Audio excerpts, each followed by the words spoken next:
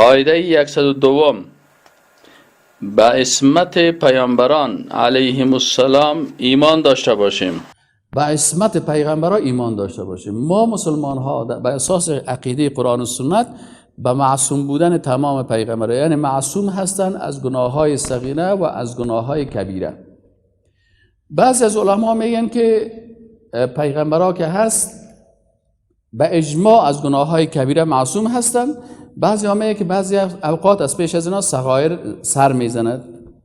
شارح صحیح البخاری این میگه پیامبران به اجماع امت اسلام از گناهان کبیره معصوم می باشند، ولی در وقوع گناهان صغیره از جانب آنان اختلاف نظر می باشد.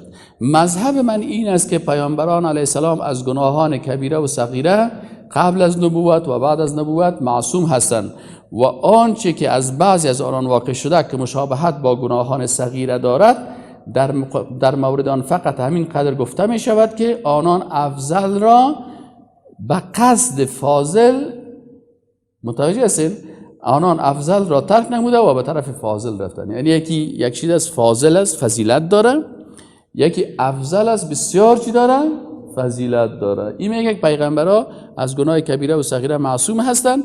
بعضی اوقات بعضی از لغزش هایی که از اینا شده از افضل آمدن به چی؟ به فاضل، یعنی از کار بسیار عالی به کار متوسط آمدن.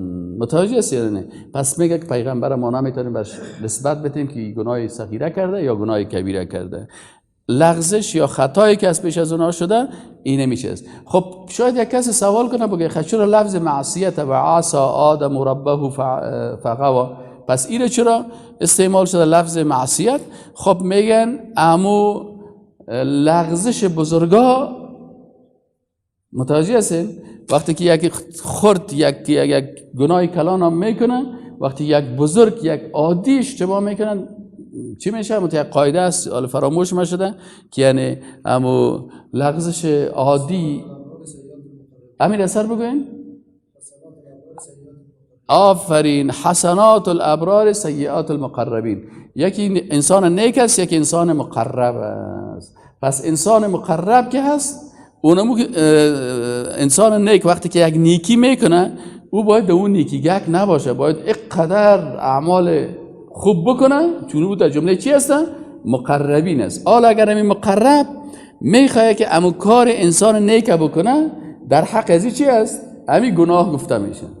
تو مثل که شما یک عالم بسیار بزرگ میبینین، مثلا یک عالم بسیار بزرگ میبینین که بسیار با شخصیت است و با علمیت است و با دانش است، او مثلا در مسجد خنده میکنه.